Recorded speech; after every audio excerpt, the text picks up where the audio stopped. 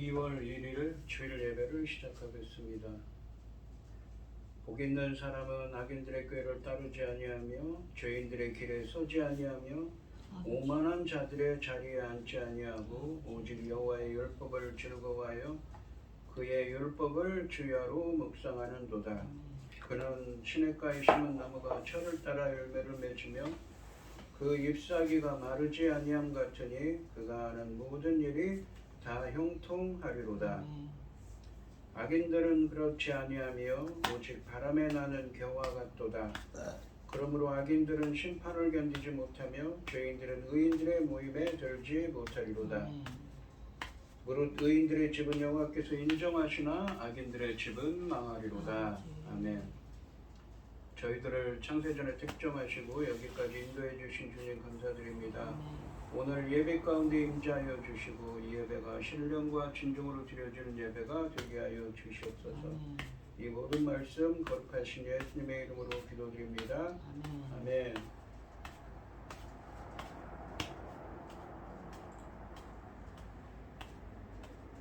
찬송 28장입니다.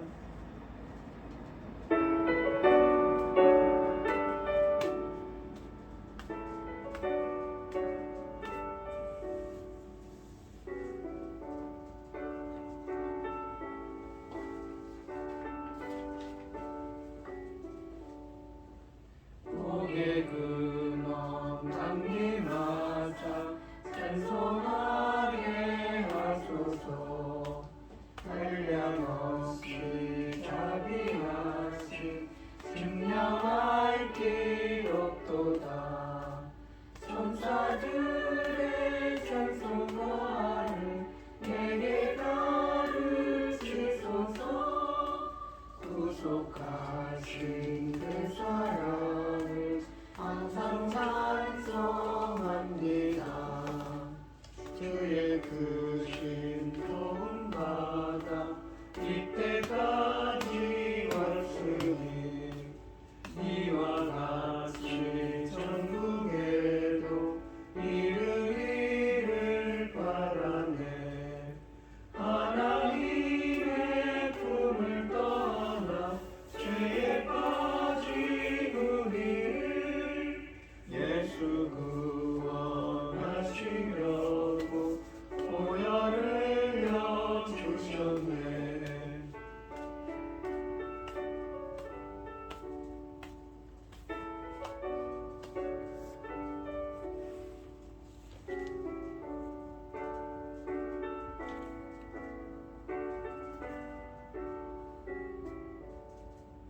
주의 귀한 은혜 받고 일생 믿진 자되네.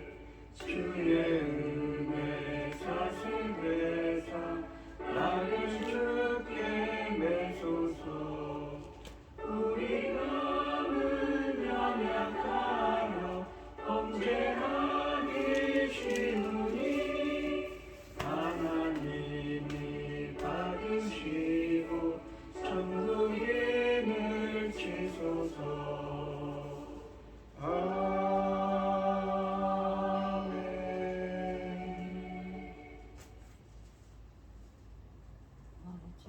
사도신경 하심으로 신앙 고백하시겠습니다.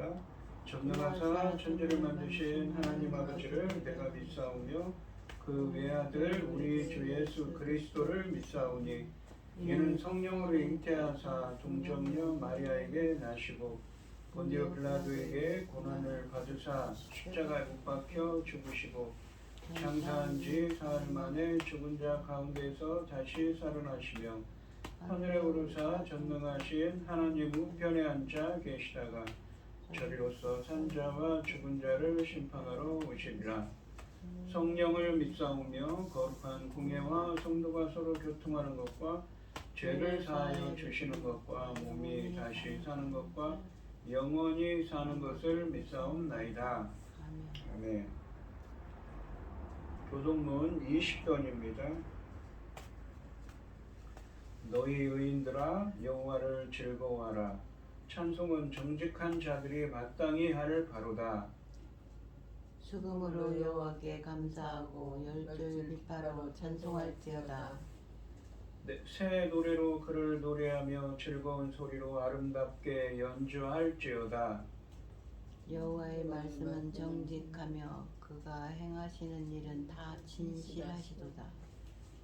그는 공의와 정의를 사랑하시며 세상에는 여호와의 인자하심이 충만하도다. 여호와의 말씀으로 하늘의 지음이 되었으며 그 만상을 그 입 기운으로 이루셨도다. 그가 바닷물을 모아 무더기같이 쌓으시며 깊은 물을 곳간에 두시도다. 온 땅은 여호와를 두려워하며 세상의 모든 거민들은 그를 경외할지어다. 아멘. 찬송가 539장입니다.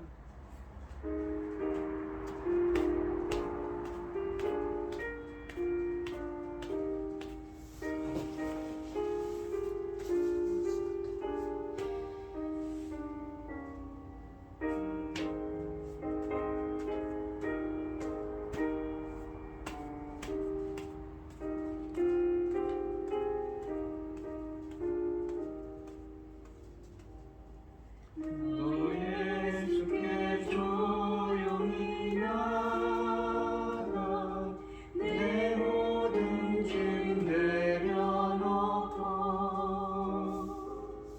주 십자가 사랑을 믿어 죄사함을 너 받으라. 주 예수께 조용히 나가 내 마음을 쏟아놓으라. 늘 은밀히 보시는 주님 그 은혜를 베푸시리. 주 예수의 은혜를 입어 내 슬픔이 없어지리. 내 이웃을 사랑하여 너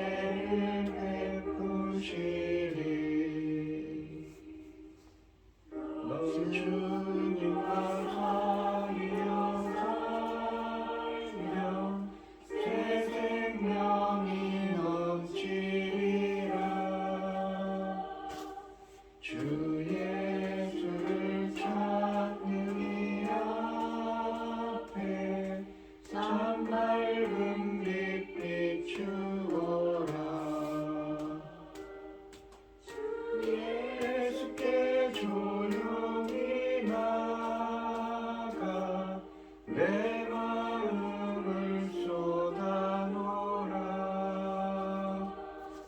늘은일이 보시는 주님, 그 은혜를 베푸시리.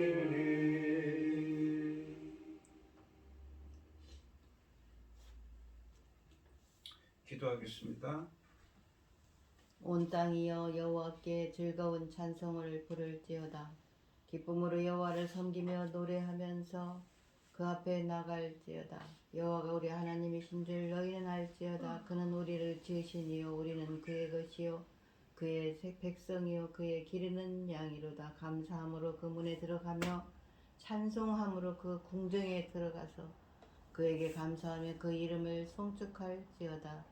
여호와는 선하시니 그의 인자하심이 영원하고 그 성실하심이 대대에 이르리로다. 아멘.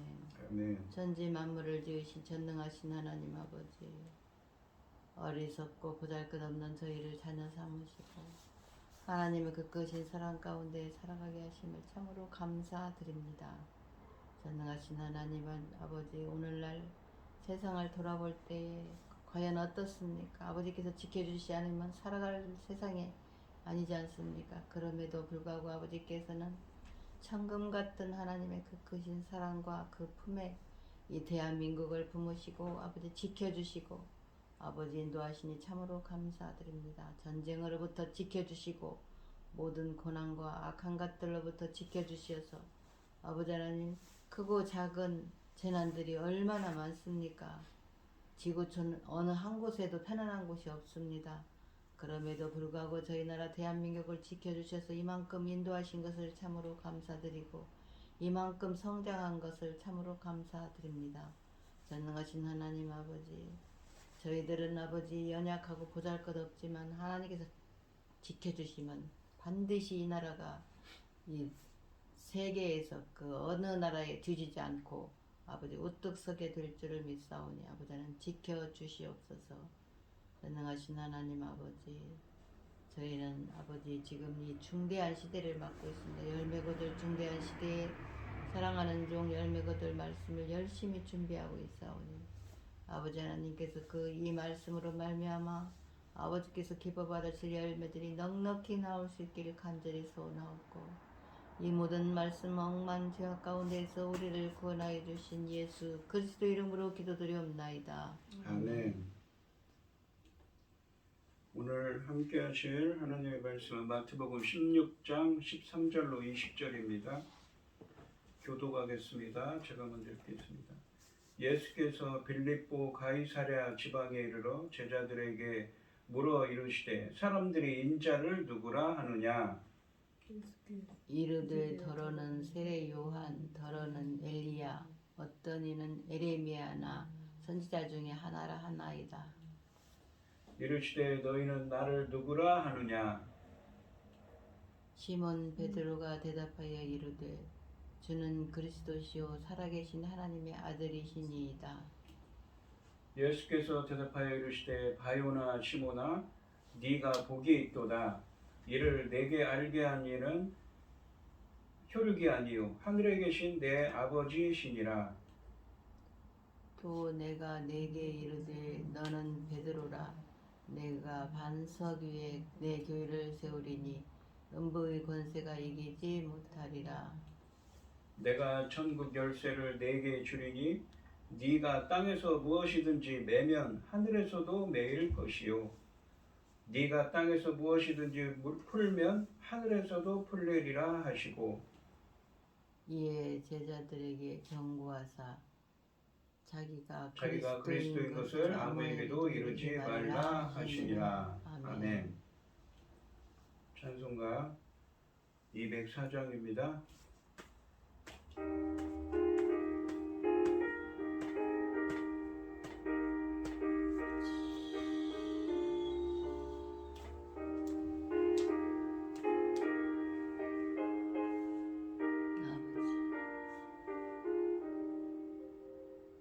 주의 말씀 듣고서 은혜하는 자는 반석 위에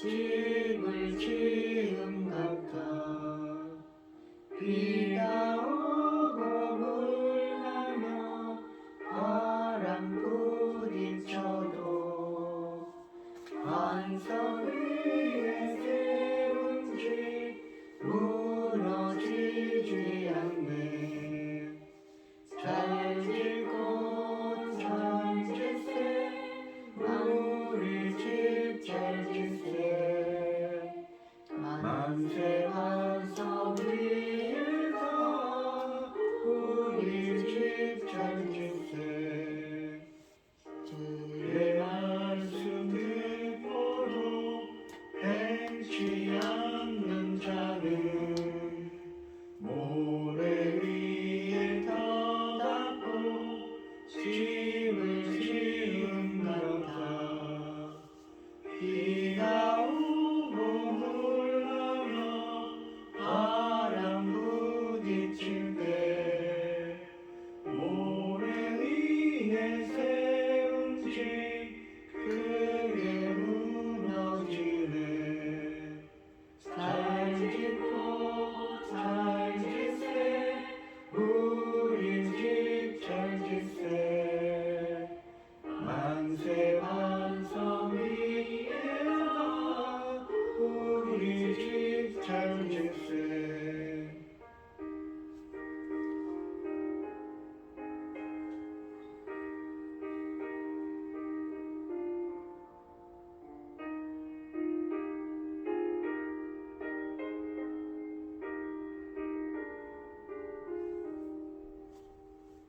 세상 모든 사람들 집을 짓는 자니 반석 위가 아니며 모래 위에 짓네 그곳에서 지은 상을 줄때 세운 공로 따라서 영영상 걸주리 잘 짓고 잘 짓세 우리 집 잘 짓세 만세 반석 위에다 우리 집 잘 짓세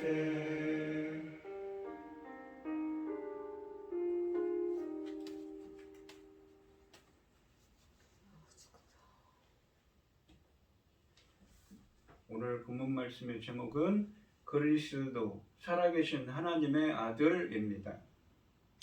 오늘 본문 말씀에 보시면 사도 베드로가 예수님을 주는 그리스도시요 살아계신 하나님의 아들이십니다 라고 고백합니다.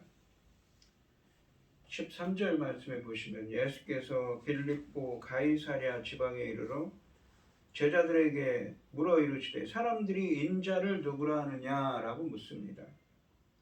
예수님은 복음서에서 지금까지 언급된 여행 지역 중 가장 북쪽인 이 빌립보 가이사랴 지방으로 가십니다. 예수님은 이곳에서 예루살렘을 향한 여정을 앞으로 시작하려고 하십니다. 그러니까 오늘 본문 말씀 이후에는 예수님이 예루살렘에 십자가에 달리려 가시는 여정을 담고 있는 것이지요.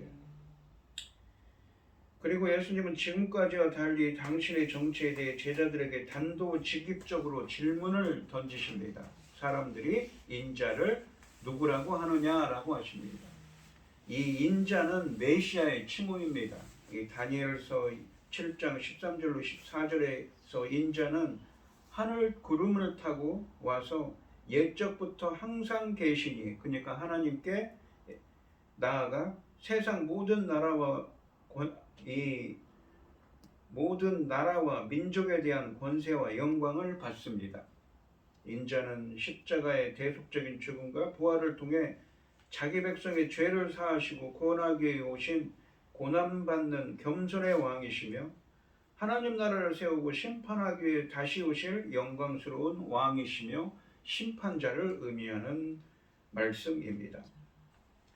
14절 말씀해 보시면 이르되 더러는 세례 요한 더러는 엘리야 어떤 이는 예레미야나 선지자 중에 하나라 하나이다. 사람들이 예수님을 뭐라고 했냐면 선지자라고 합니다. 사람들의 다양한 견해들의 공통점은 예수님을 선지자로 생각한다는 것입니다. 사람들이 예수님을 선지자들 중 하나라고 인식한 것은 그들이 그분께 호의적이었음을 확인해 줍니다. 예수님 당시 유대인들은 선지자를 하나님께서 마지막 때를 위해 보내신 인물로 기대하고 있었기 때문입니다. 이처럼 그들의 견해가 호의적으로 부분적으로는 사실이지만 예수님의 진정한 정체를 밝히기에는 너무도 부족한 것이었습니다. 15절 말씀해 보시면 이르시되 너희는 나를 누구라 하느냐? 라고 예수님께서 묻습니다. 제자들의 견해를 물은 것이지요. 사람들은 예수님을 그냥 선지자라고 밝히고 있지만 생각하고 있지만 제자들은 어떻게 생각하느냐고 묻고 계십니다. 16절 말씀해 보시면 시몬 베드로가 대답하여 이르되 주는 그리스도시요 살아계신 하나님의 아들이시니이다 라고 말합니다. 예수님의 질문에 베드로가 대답합니다. 베드로는 12제자 중에서 가장 먼저 부름을 받았으며 12제자의 명단에서 항상 이름이 제일 먼저 나오고 복음서에서 그는 언제나 제자들의 대변인으로 등장합니다. 따라서 베드로의 대답은 제자들 전체의 대답으로 볼 수가 있습니다. 베드로는 주는 그리스도시요 살아계신 하나님의 아들이시니이다 라고 대답합니다. 먼저 예수님을 그리스도라고 부릅니다. 그리스도라는 호칭은 여러 차례 사용되는데 지금까지는 서술한 것이고 사람의 입으로 고백한 것은 여기가 처음입니다. 그리스도는 기름 부음을 받은 자라는 뜻을 갖고 있습니다.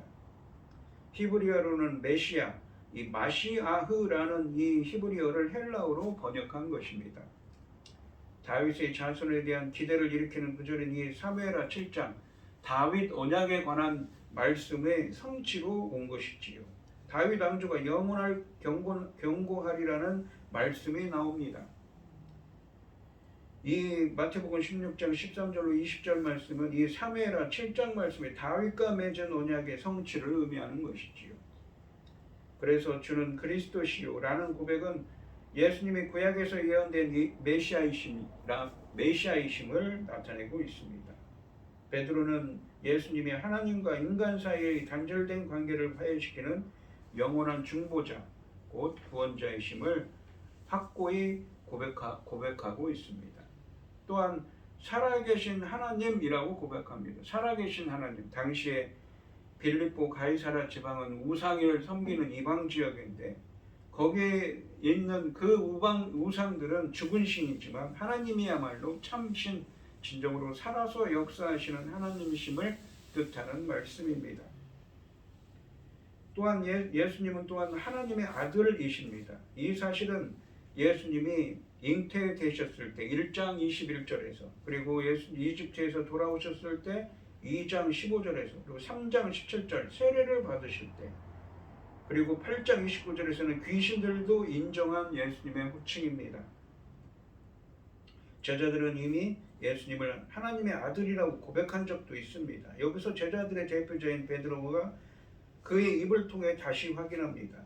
이 하나님의 아들이라는 것은 하나님과 예수님 사이의 독특하고 특별한 관계, 즉 성부와 성자 관계를 시사하고 있습니다. 17절 말씀을 보시면 예수께서 대답하여 이르시되 바요나 시모나 네가 복이 있도다.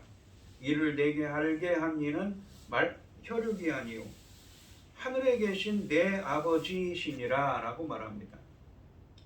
베드로의 신앙 고백에 대한 예수님의 반응은 전적으로 긍정적입니다. 헬라어로 이 말씀을 직역하면 네가 복되도다. 왜냐하면 바요나 시모나 살과 피가 너에게 계시하지 않고 아포칼립토라는 계시하다, 비밀을 드러내다 라는 말씀을 썼습니다. 계시하지 않았고 하늘에 계신 내 아버지께서 하셨기 때문이다 라는 말씀입니다. 베드로는 하나님의 가르침을 받은 복받은 사람이라는 뜻입니다. 먼저 복이 있도다로 번역된 이 헬라어는 마태복음 5장에 나오는 산상수훈의 복이 있는 사람은 이라고 시작하는 말씀과 같은 헬라어를 사용했습니다. 천국 시민이 소유할 수 있는 영적인 복을 의미합니다. 그리고 예수님께서는 베드로를 바요나 시몬이라고 부릅니다. 바요나 시몬이라는 말은 요나의 아들입니다.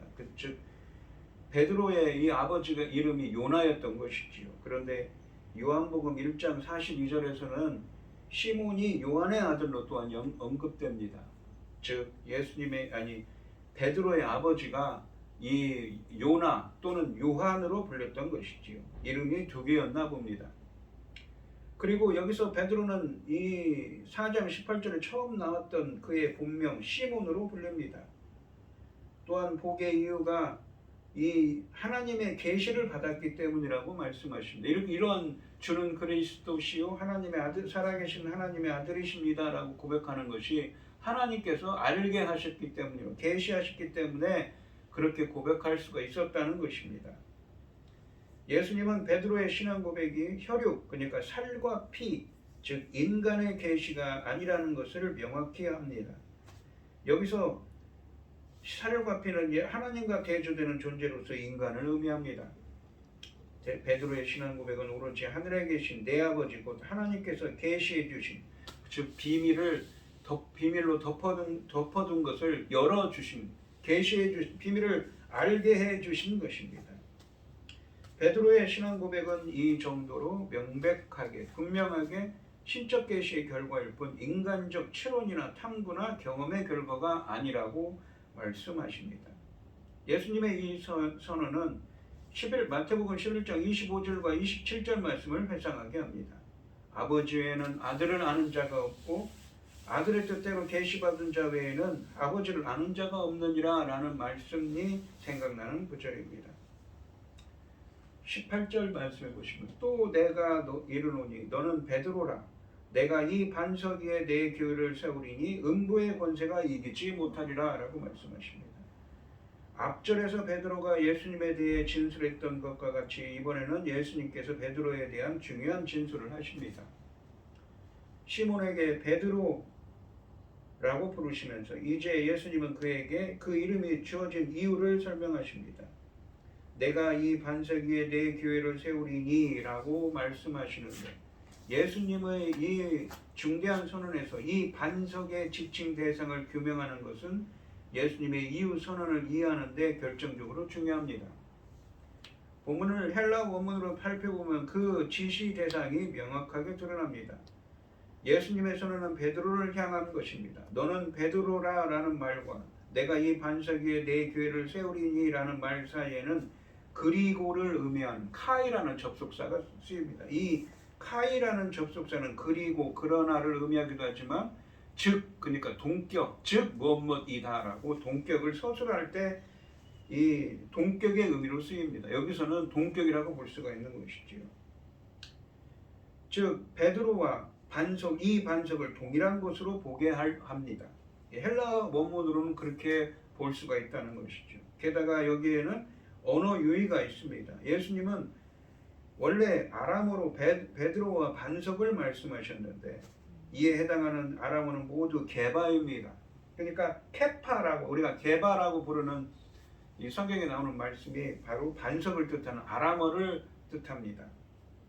아람어를 헬라어로 번역하면서 베드로에는 페트로스 남성이라는 어미를 사용했고 반석에는 이 반석이라는 말씀에는 페트라라는 여성의 전미어를 사용했습니다.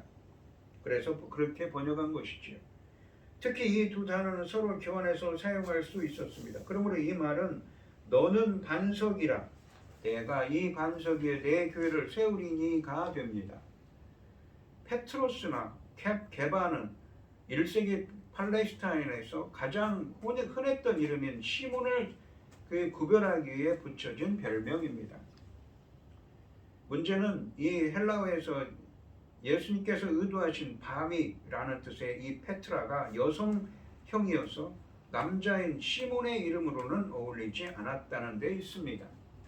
따라서 예수님은 남성형 어미를 붙여 페트로스라는 이름을 주신 것입니다. 그렇다면 이 바위의 자연스러운 지칭 대상은 베드로 자신입니다. 그러니까 이 반석이라는 것은 베드로를 의미한다는 것이죠. 하지만 어떤 이들, 특히 종교 개혁자들은 그동안 많은 목사님들은 이렇게 설명했습니다. 이 바위가 이 신앙 고백, 주는 그리스도시요 살아계신 하나님의 아들이십니다라는 신앙 고백 위에 교회를 세웠다고 설명을 합니다.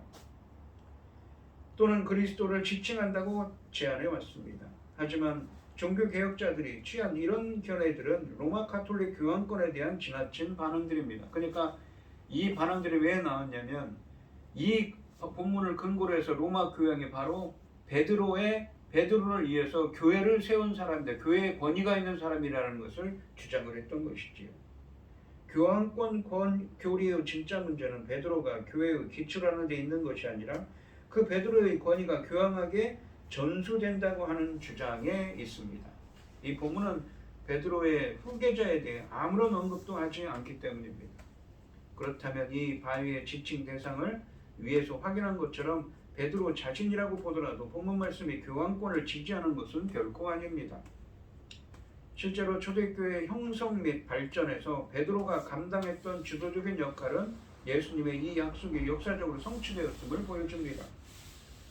그는 예루살렘 교회의 지도자로 활동했고 사마리아 선교의 토대를 놓았으며 이방 선교의 문을 열었습니다. 사도행전 8장과 10장에 나옵니다.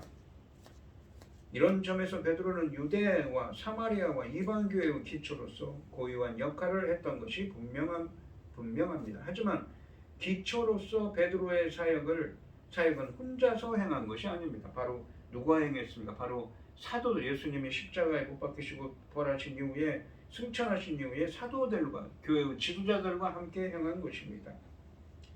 야고보와 요한 같은 사도들이 함께 했습니다. 이런 점에서 그의 기초로서의 역할은 다른 사도들도 함께 하는 것입니다. 에베소서 2장 20절 말씀에서 너희는 사도들과 선지자들의 터 위에 세우심을 입은 자라 그리스도 예수께서 친히 모퉁이 돌이 되셨느니라 라고 말씀하십니다. 따라서 교회의 기초는 12제자들, 사도들입니다. 12제자들의 사역으로 이 땅에 교회가 세워졌습니다. 이런 점에서 교회의 기초로서 베드로의 역할은 그에게만 주어진 고유한 측면에 있었으면서도 그와 동역한 사도들 및 지도자들도 공유한 이 측면이 있었음을 부인하기 어렵습니다.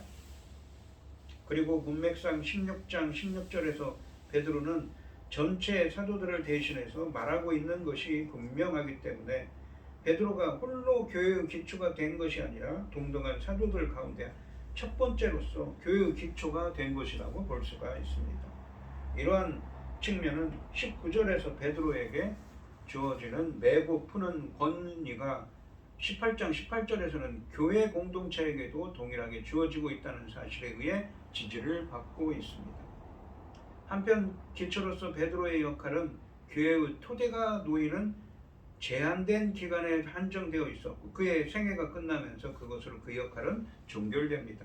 결국 예수님께서 베드로 위에 자신의 교회를 세우시겠다고 말씀하신 것은 예수님께서 베드로가 12제자들의 대표자이고 대변자인 것을 전제하시면서 말씀하신 것입니다. 즉 예수님은 베드로를 지목하시지만 사실은 베드로로 대표되는 12제자를 지목하신 것입니다. 그리고 그들을 교회의 기초로 삼으시겠다고 하셨습니다. 예수님은 내 교회를 세우는 주체이며 베드로는 예수께서 교회라는 구조를 세우시는 첫 번째 지도자가 되는 것입니다. 이는 베드로가 권위 체계에서 가장 위에 있다는 뜻이 아닙니다. 베드로가 교회의 수장이고 그가 죽고 나면 다른 사람이 수장의 역할을 한다는 논리를 지지하는 본문도 아닙니다. 실제로 베드로는 다른 사도들의 보냄을 받기도 했고 바울의 책망을 듣기도 했기 때문에 베드로가 지도자라고 해서 형제들 사이의 평등성이 무너지는 것은 아닙니다. 교회를 세우는 주체는 예수님인 것이지요. 예수님이 교회의 모퉁이돌이 되십니다. 예수님은 베드로를 시작으로 해서 사도들을 교회를 시작하는 돌들로 세우시고 이후 신앙을 고백하는 신자들을 모퉁이돌이 되는 모퉁이돌이 되는 자신을 중심으로 교회를 세워 나가십니다. 또한 예수님은 이 바위 위에 내 교회를 세울 것이라고 하십니다. 이 교회로 번역된 에클레시아는 우리가 구약 성경에 보시면 카알이라고, 회중이라고 번역된, 이스라엘 공동체를 나타내는 회중이라고 번역된 카알이 70인역 성경에서는 에클레시아, 교회로 번역됐습니다.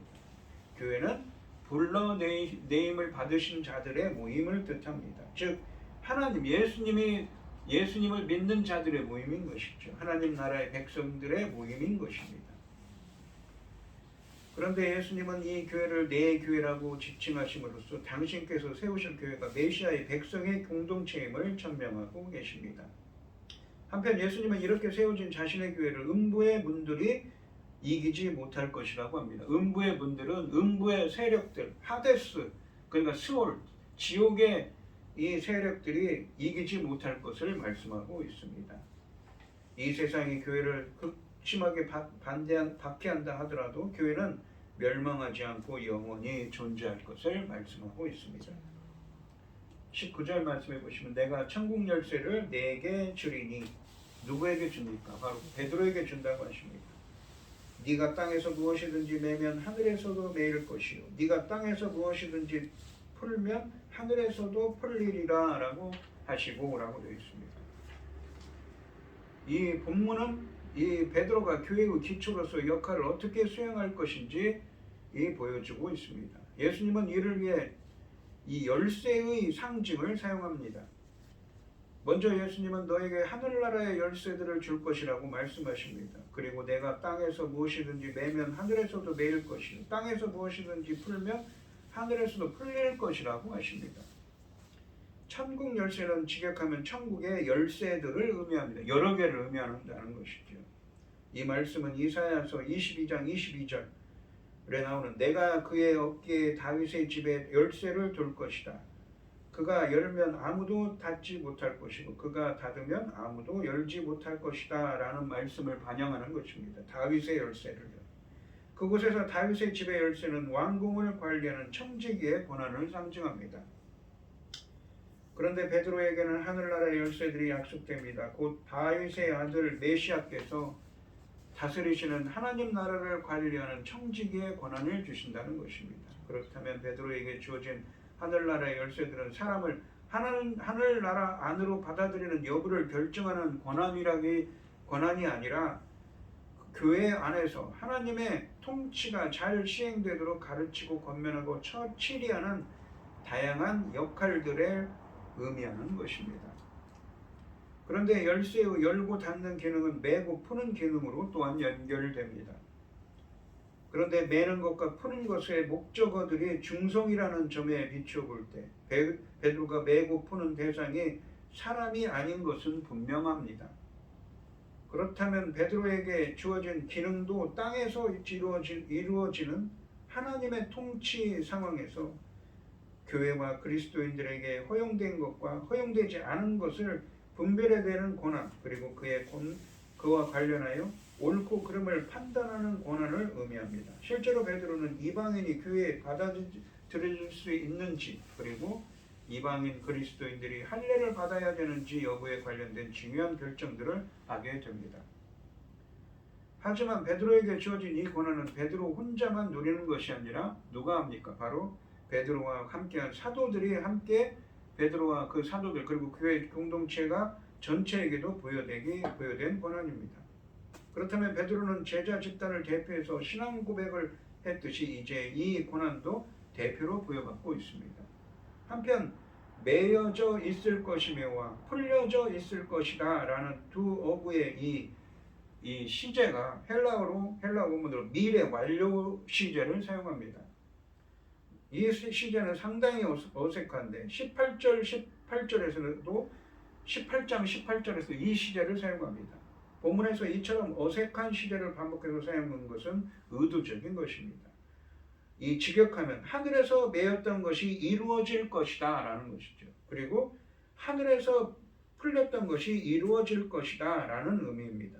이 번역에 의하면 이 오늘 11장 25절로 27절 말씀의 의미처럼 하나님이 예정하신 뜻이 강조되고 하늘에서 이미 이루어진 뜻을 실행하는 충실한 청지기로서의 베드로가 강조되고 있습니다. 본문은 이 시제를 통해 하늘에서의 이 결정이 베드로의 결정에 의존하는 것이 아니라 오히려 베드로의 결정이 이미 하늘에서 내려진 결정을 전달하는 것에 불과하다는 것을 보여주고 있습니다. 헬라 원문으로는 그렇다는 것이죠. 베드로를 통해서 하늘나라에 들어가는 것이 아니라는 것입니다. 이런 점에서 베드로는 하늘에서 하나님의 결정을 땅에 있는 교회에 전달하는 충직한 청지기로서 메고 푸는 열쇠를 부여받았다고 볼 수가 있습니다. 그리고 예수님은 베드로가 그 역할을 잘 감당할 수 있도록 인도하시는 은혜를 베푸실 것입니다. 20절 말씀해 보시면 이에 제자들에게 경고하사 자기가 그리스도인 것을 아무에게도 이르지 말라 하시니라 라고 되어 있습니다. 예수님께서는 보면은 자기가 그리스도인 것을 라고 기술함으로써 16절에 이어서 예수님께서 그리스도이시라는 사실을 재확인해 주고 있습니다.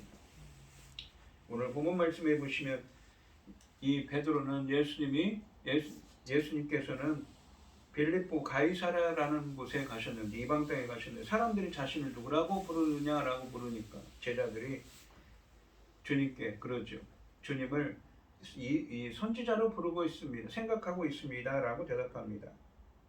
그러자 예수님께서 제자들에게 너희들은 나를 어떻게 생각하느냐라고 묻자 대표자이고 대변인인 베드로가 주는 그리스도시요 살아계신 하나님의 아들이십니다. 즉 메시아이십니다 라고 고백합니다. 예수님께서는 그 고백이 바로 하나님께서 계시해 주셔서 알게 하셨기 때문에 그렇게 고백하였다고 말하면서 그가 복되다고 말하는 것이지요. 이 예수님을 위대한 선지자, 위대한 왕, 위대한 해방자, 위대한 성자로 이해하는 것으로는 충분하지 못합니다. 예수님의 진정한 제자가 되어 구원을 받을 수 있는 유일한 길은 그분을 그리스도로 고백하고 믿는 것뿐입니다.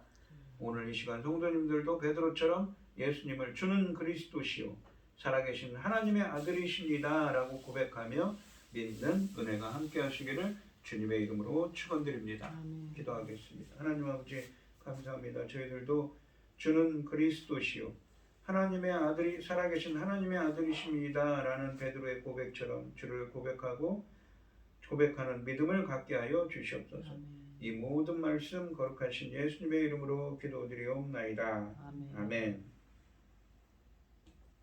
찬송가 531장입니다.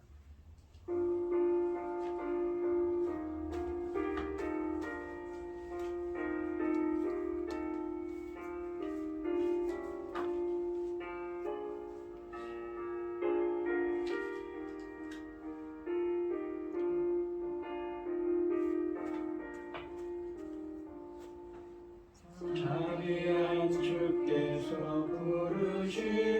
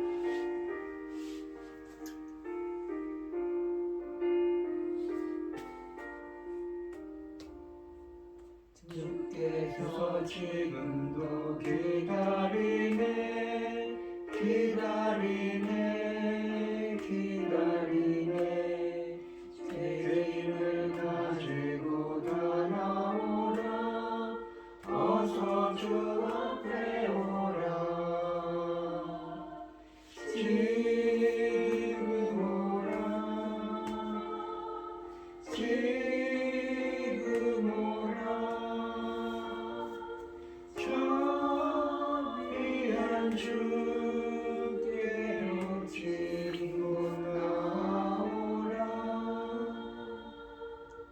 주님의 소리를 들어보라. 들어보라. 들어보라. 그 이름 믿는 자 복받으리. 어서 곧 일어나라. 지금 오라. 지금 오라. 사위한 주께로 짚고 나오라.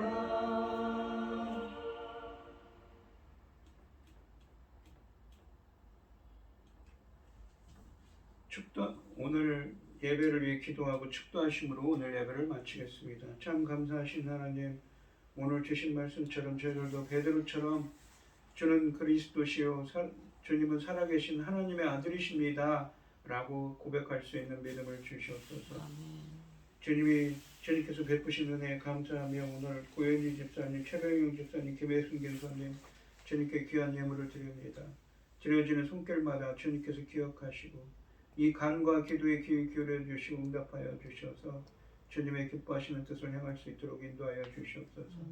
바라옵건대 주님, 우리 권사님 몸이 연약합니다. 주님께서 붙들어 주시고 함께하여 주시옵소서. 기뻐받아 헌양하여 주실 줄 믿사오며 이 모든 말씀 거룩하신 예수님의 이름으로 기도드리옵나이다. 아멘. 이제는 주 예수 그리스도의 은혜와 아버지 하나님의 극진하신 사랑과 성령의 교통하심이 성도들 머리머리 위에 이제로부터 영원히 함께 있을지어다. 아멘. 아멘.